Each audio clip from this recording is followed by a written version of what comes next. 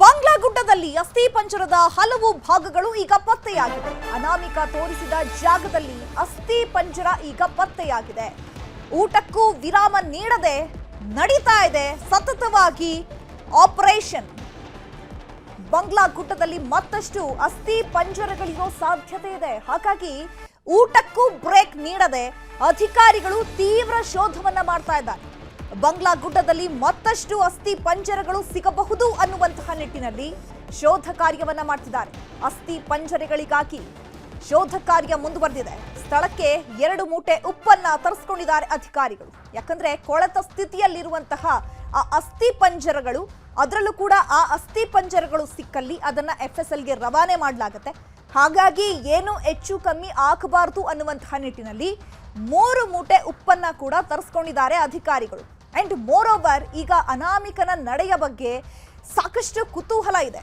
ಯಾಕಂದ್ರೆ ಇವತ್ತು spot 11, spot 12, spot 13 ಈ 3 ಜಾಗಗಳನ್ನ SIT ಅಧಿಕಾರಿಗಳು ಶೋಧ ಕಾರ್ಯವನ್ನ ಮಾಡಬೇಕು ಅಂತ ಹೇಳಿ ನಿರ್ಧಾರ ಮಾಡಿದ್ರು.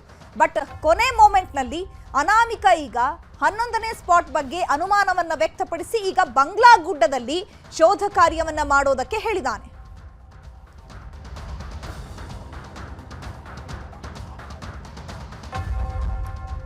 ಈ ಬಗ್ಗೆ ಮತ್ತಷ್ಟು ಮಾಹಿತಿಯನ್ನು ಕೊಡ್ತಾರೆ ನಮ್ಮ ಪ್ರತಿನಿಧಿ ಕಿಶನ್. ನೇರ ಸಂಪರ್ಕದಲ್ಲಿ ಜಾಯ್ನ್ ಆಗಿದ್ದಾರೆ. ಕಿಶನ್, ಅನಾಮಿಕನ ನಡೆ ಸಾಕಷ್ಟು ಕುತೂಹಲವನ್ನ ಕೆರಳಿಸಿರುವಂತದ್ದು. ಯಾಕಂದ್ರೆ ಪ್ಲಾನ್ ಪ್ರಕಾರ ಇವತ್ತು ಸ್ಪಾಟ್ 11, 12 ಮತ್ತೆ 13 ಶೋಧ ಕಾರ್ಯ ಮಾಡಬೇಕಾಗಿತ್ತು. ಬಟ್ ಕೊನೆ ಮೂಮೆಂಟ್ ನಲ್ಲಿ ಈಗ 11ನೇ ಸ್ಪಾಟ್ ಬಿಟ್ಟು ಬಾಂಗ್ಲಾಗುಡ್ಡದಲ್ಲಿ ಈಗ ನಾನು ತೋರಿಸುವಂತಹ ಸ್ಥಳದಲ್ಲಿ ನೀವು ಶೋಧ ಕಾರ್ಯ ಮಾಡಿ ಅಂತ ಹೇಳಿದ್ದಾರೆ.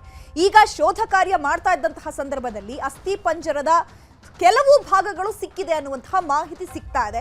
ಸೊ ಏನೆಲ್ಲ ಅಪ್ಡೇಟ್ ಸಿಗ್ತಾ ಇದೆ ಸದ್ಯಕ್ಕೆ? ಚೈತ್ರ, ಬೆಳಗ್ಗೆ ಸುಮಾರು 11:15 ಹೊತ್ತಿಗೆ ಬಾಂಗ್ಲಾಗುಡ್ಡ ಕಾಡಿಗೆ ಅನಾಮಿಕ ವ್ಯಕ್ತಿ ಬರ್ತಾನೆ. ಈ ಹಿಂದೆ ತೋರಿಸಿದಂತಹ ಸ್ಪಾಟ್ ನಂಬರ್ 11 ಅನ್ನು ಅಗಿಯೋದು ಬೇಡ, ನಾನೀಗ ಬೇರೆ ಸ್ಪಾಟ್ ಅನ್ನು ತೋರಿಸ್ತೀನಿ ಎಂಬುದಾಗಿ ಹೇಳಿ SIT ಅಧಿಕಾರಿಗಳಿಗೆ ಬಾಂಗ್ಲಾಗುಡ್ಡ ಕಾಡಿನ ನಡುಭಾಗಕ್ಕೆ ಕೊಂಡು ಹೋಗ್ತಾನೆ. ಅಲ್ಲಿ SIT ಅಧಿಕಾರಿಗಳು ಉತ್ಖನನ ಮಾಡುವಂತಹ ಸಂದರ್ಭದಲ್ಲಿ ಈಗ ಅವಶೇಷಗಳು ಸಿಕ್ಕಿದೆ ಎಂಬ ಮಾಹಿತಿ ಲಭ್ಯ ಆಗ್ತಾ ಇದೆ. ಈ ಬಗ್ಗೆ SITಯ ಅಧಿಕೃತ ಮೂಲಗಳು ಖಚಿತ ಮಾಹಿತಿಯನ್ನು ಕೊಡ್ತಾ ಇದೆ. ಆ SITಯ ಅಧಿಕಾರಿಗಳ ತಂಡ ಅಲ್ಲಿ ಉತ್ಖನನ ಮಾಡಿದಂತಹ ಸಂದರ್ಭದಲ್ಲಿ ಹಲವು ಮೂಳೆಗಳು ಸಿಕ್ಕಿರುವಂಥದ್ದು. ಇದರ ಜೊತೆಗೆ ಆ ಕಾಡಿನ ಬೇರೆ ಬೇರೆ ಭಾಗದಲ್ಲಿ ಕೆಲವು ಅವಶೇಷಗಳು ಕೂಡ ಲಭ್ಯ ಆಗಿದೆ. ಅದು ಕೆಲವು ಕೊಳೆತ ಸ್ಥಿತಿಯಲ್ಲಿ ವ್ಯಕ್ತಿಯ ಶವ ಕೂಡ ಇರೋ ಬಗ್ಗೆ ಈಗ ಮಾಹಿತಿಗಳು ಲಭ್ಯ ಆಗ್ತಾ ಇದೆ. ಈ ಹಿನ್ನೆಲೆಯಲ್ಲಿ ಆ ಕೊಳೆತ ಶವದ DNA ಅನ್ನು ಸಂರಕ್ಷಣೆ ಮಾಡೋದಕ್ಕಾಗಿ ಈಗ ಉಪ್ಪಿನ ಮೂಟೆಗಳನ್ನು ಅಲ್ಲಿ ಕೊಂಡೊಯ್ಯಲಾಗ್ತಾ ಇದೆ. ಈ ಬಗ್ಗೆ SITಯ ಅಧಿಕಾರಿಗಳು ಈಗ ಖಚಿತವಾಗಿ ಮಾಹಿತಿಯನ್ನು ಕೊಡ್ತಾ ಇದ್ದಾರೆ. SITಯ ಮೂಲಗಳು ಕೂಡ ಖಚಿತ ಮಾಹಿತಿಯನ್ನು ಕೊಡ್ತಾ ಇದೆ. ಅವರು ಕೊಡ್ತಾ ಇರುವಂತಹ ಮಾಹಿತಿಯ ಪ್ರಕಾರವಾಗಿ ಬಾಂಗ್ಲಾಗುಡ್ಡ ಕಾಡಿನ ಪ್ರದೇಶದಲ್ಲಿ ಮತ್ತೆ ಸಂಚಲನ ಉಂಟಾಗಿದೆ. ಯಾಕೆಂದರೆ ಪಾಯಿಂಟ್ ನಂಬರ್ 10 ತನಕ ಯಾವುದೇ ರೀತಿಯಾಗಿ ಗಂಭೀರವಾಗಿ ಪರಿಗಣಿಸಬಹುದಂಥ ಅಂಶಗಳು ಸಿಕ್ಕಿಲ್ಲ. ಪಾಯಿಂಟ್ ನಂಬರ್ 6ರಲ್ಲಿ ಅವಶೇಷ ಸಿಕ್ಕಿದ್ರೂ ಕೂಡ ಅದು ಗಂಡಸಿದ್ದು ಅನ್ನೋದು ಅಂತ ಹೇಳಲಾಗ್ತಾ ಇತ್ತು. ಮತ್ತೆ ಶರೀರದ ಕೇವಲ 25 ಅವಶೇಷಗಳು ಮಾತ್ರ ಸಿಕ್ಕಿತ್ತು. ಆದರೆ ಪಾಯಿಂಟ್ ನಂಬರ್ 11 ಹೊಸದಾಗಿ ಗುರುತು ಮಾಡಿದಂತಹ ಪಾಯಿಂಟ್ ನಂಬರ್ 11ನಲ್ಲಿ ಈಗ ಅವಶೇಷಗಳು ಸಿಕ್ಕಿರುವಂಥದ್ದು. ಈ ನಿಟ್ಟಿನಲ್ಲಿ ಸಾಕಷ್ಟು ಸಂಚಲನ ಕೂಡ ಉಂಟಾಗಿದೆ. FSL, ಸೋಕೋ ಮತ್ತು ಪೊಲೀಸ್ ಸಿಬ್ಬಂದಿಗಳು ಅಲ್ಲಿ ಈಗ ಆ ಅವಶೇಷಗಳನ್ನು ಸಂರಕ್ಷಣೆ ಮಾಡುವ ನಿಟ್ಟಿನಲ್ಲಿ ಈಗ ಹಲವು ಕಾರ್ಯಾಚರಣೆಯನ್ನು ಮಾಡ್ತಾ ಇರುವಂಥದ್ದು. ಜೊತೆಗೆ ಈಗ ಸಮಯ 4 ಗಂಟೆ ಆದರೂ ಕೂಡ ಯಾವುದೇ ಊಟದ ವಿರಾಮವನ್ನು ಕೂಡ ಅಧಿಕಾರಿಗಳು ಪಡ್ಕೊಳ್ತಾ ಇಲ್ಲ. ಯಾಕೆಂದರೆ ಸಿಕ್ಕಿರುವಂಥ ಅವಶೇಷಗಳನ್ನು ಸಂರಕ್ಷಣೆ ಮಾಡಬೇಕಾಗಿದೆ. ಜೊತೆಗೆ ಆ ಎಲ್ಲ ಪಾಯಿಂಟ್ಗಳನ್ನು FSLಗೆ ಕಳಿಸಬೇಕಾಗಿದೆ. ಅಲ್ಲಿ ಸ್ಥಳ ಮಹಜರು ಆಗಬೇಕಾಗಿದೆ, ಪಂಚನಾಮೆಗಳನ್ನು ತೆಗೆದುಕೊಳ್ಬೇಕಾಗಿದೆ.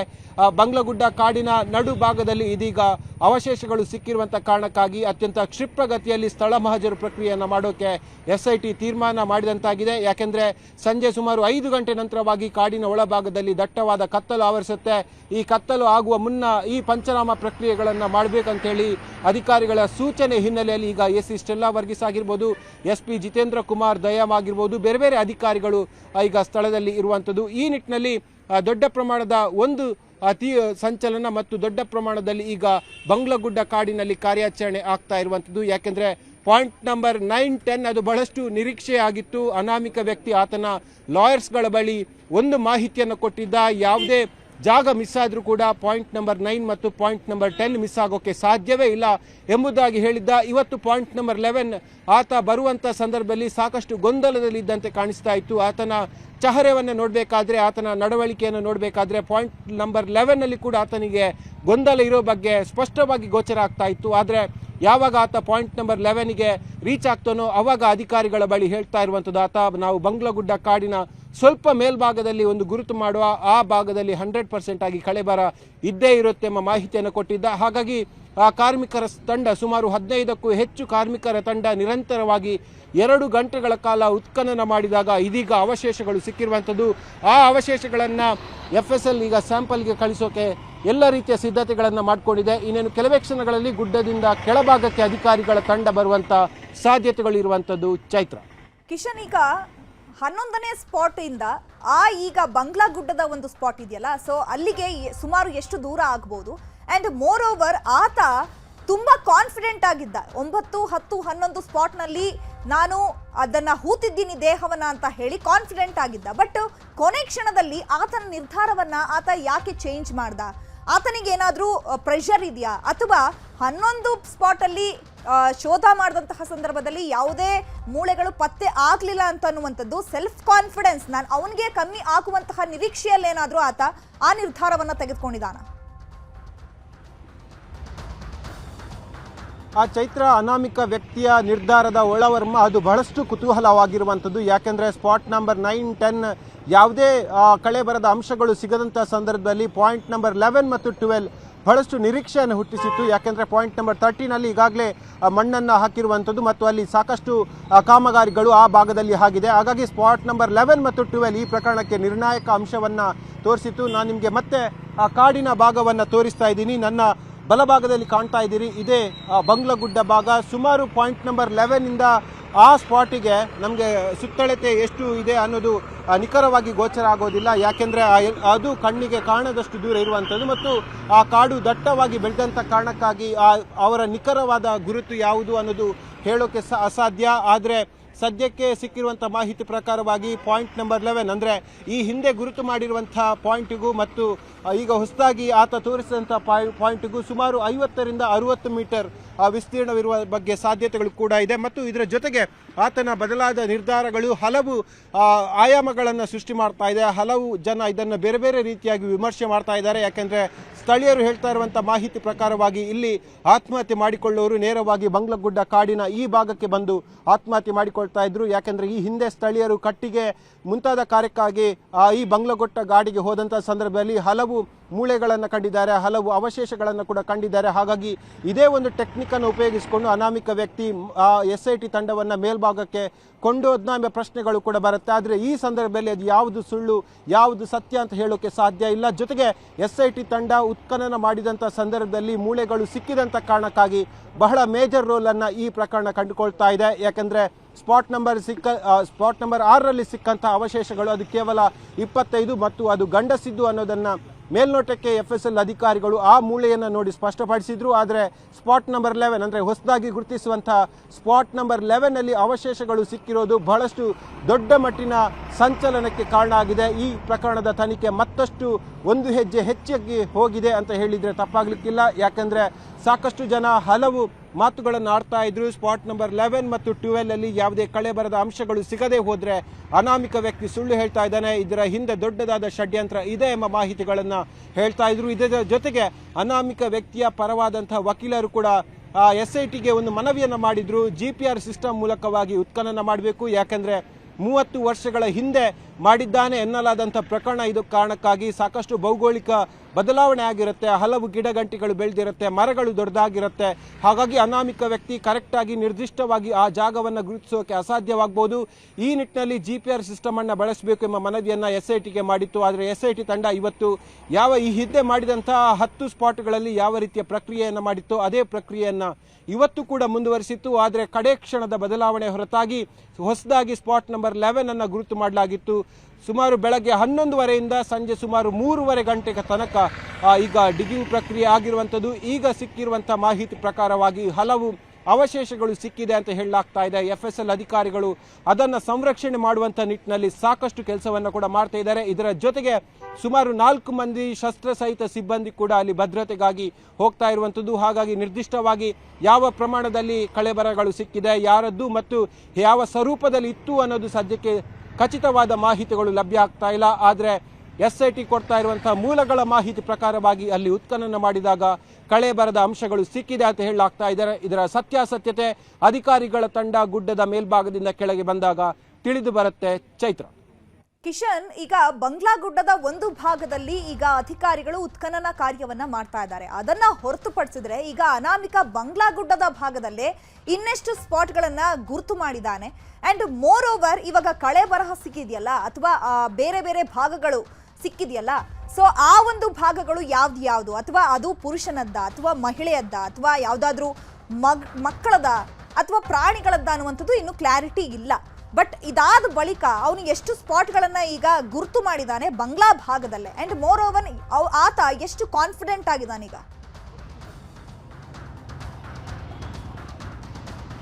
ಚೈತ್ರ, ಆತ ಗುರುತು ಮಾಡಿರುವಂತಹ ಬಂಗ್ಲಾ ಗುಡ್ಡ ಕಾಡಿನ ನಾವು ರಚನೆಯನ್ನು ನೋಡಬೇಕಾದ್ರೆ ಪಾಯಿಂಟ್ ನಂಬರ್ 1 ಇಂದ ಪಾಯಿಂಟ್ ನಂಬರ್ 12 ತನಕ ಎಲ್ಲವೂ ಕೂಡ ವೃತ್ತಾಕಾರದ ರೀತಿಯಲ್ಲಿ ಇರುವಂಥದ್ದು. ಯಾಕಂದರೆ ಆ ಭಾಗದಲ್ಲಿ ನೇತ್ರಾವತಿ ನದಿಯ ಸ್ಥಾನಘಟ್ಟದ ಸಮೀಪವಾಗಿ 1ನೇ ಪಾಯಿಂಟನ್ನು ಇಟ್ಟರೆ ನೇರವಾಗಿ ಒಂದು ವೃತ್ತಾಕಾರದ ರೀತಿಯಲ್ಲಿ ಆತ ಪಾಯಿಂಟನ್ನು ಗುರುತು ಮಾಡಿದ್ದ. ಪಾಯಿಂಟ್ ನಂಬರ್ 12 ಕೊನೆಯ ಪಾಯಿಂಟ್ ಇರುವಂಥದ್ದು ಇದೇ ಬಂಗ್ಲಾ ಗುಡ್ಡ ಕಾಡಿನ ಕೊನೆಯ ಸಂಪರ್ಕದ ರಸ್ತೆಯಲ್ಲಿ. ಹಾಗಾಗಿ ಕೇವಲ ವೃತ್ತಾಕಾರದ ರೀತಿಯಲ್ಲಿ ಆತ ಪಾಯಿಂಟನ್ನು ನೋಟ್ ಮಾಡಿದ್ದ. ಇದರ ಜೊತೆಗೆ ಕೇವಲ ಬಂಗ್ಲಾ ಗುಡ್ಡ ಒಂದು ಕಾಡಿನಲ್ಲೇ 12 ಸ್ಪಾಟ್ಗಳನ್ನು ಗುರುತು ಮಾಡಿದ್ದ. ಕೊನೆಯದಾಗಿ 13ನೇ ಸ್ಪಾಟ್ ಆತ ಗುರುತು ಮಾಡಿರುವಂಥದ್ದು ಸ್ಥಾನಘಟ್ಟದಿಂದ ಅಜಿಕ್ಕುರಿ ಎಂಬಲ್ಲಿ ಸಂಪರ್ಕ ಮಾಡುವಂಥ ರಸ್ತೆ. ಅದು ಜನಬಿಡ ಇರುವಂಥ ಜನರು ಸಾಕಷ್ಟು ಸಂಖ್ಯೆಯಲ್ಲಿ ಓಡಾಡುವಂಥ ರಸ್ತೆ ಮತ್ತು ಜನರು ಸಾಕಷ್ಟು ಓಡಾಡುವಂಥ ರಸ್ತೆಯ ಪಕ್ಕದಲ್ಲೇ ಆತ ಅಲ್ಲಿ ಸ್ಥಳವನ್ನು ಗುರುತು ಮಾಡಿದ್ದ. ಇದರ ಜೊತೆಗೆ ಈಗ ಸಿಕ್ಕಿರುವಂಥ ಮಾಹಿತಿ ಪ್ರಕಾರವಾಗಿ ಹೊಸದಾಗಿ ಪಾಯಿಂಟ್ ಮಾಡಿ ಅದರಲ್ಲಿ ಉತ್ಖನನ ಮಾಡಿದಾಗ ಹಲವು ಅಂಶಗಳು ಸಿಕ್ಕಿರುವಂಥದ್ದು. ಒಟ್ಟು ಆತ SITಯ ಮುಂದೆ 30 ಸ್ಪಾಟ್ಗಳನ್ನು ತಾನು ಗುರುತು ಮಾಡೋಕ್ಕೆ ಸಿದ್ಧನಿದ್ದೇನೆ ಎಂಬುದಾಗಿ ಹೇಳಿಕೆಯನ್ನು ಕೊಟ್ಟಿದ್ದ. ಯಾಕೆಂದರೆ ಪ್ರಾರಂಭದ 2 ದಿನದಲ್ಲಿ ಸತತ 15 ಗಂಟೆಗಳ ಕಾಲ ಹೇಳಿಕೆಗಳನ್ನು ಪಡೆದುಕೊಂಡಂಥ ಸಂದರ್ಭದಲ್ಲಿ ಅನಾಮಿಕ ವ್ಯಕ್ತಿ ಹೇಳಿದ್ದಿಷ್ಟೇ, ನಾನು 100 ಶವಗಳನ್ನು ಧರ್ಮಸ್ಥಳ ಗ್ರಾಮದಲ್ಲಿ ಹೂತು ಹಾಕಿದ್ದೇನೆ, ಆದರೆ 30ಕ್ಕೂ ಹೆಚ್ಚು ಸ್ಪಾಟ್ಗಳನ್ನು ನಾನು ಗುರುತಿಸಬಲ್ಲೆ ಎಂಬುದರ ಬಗ್ಗೆ ಹೇಳಿದ್ದ. ಸುಮಾರು 2 ಹಂತಗಳಲ್ಲಿ ಈ ಪ್ರಕರಣವನ್ನು ತನಿಖೆ ಮಾಡೋಕ್ಕೆ SIT ತೀರ್ಮಾನ ಮಾಡಿತ್ತು.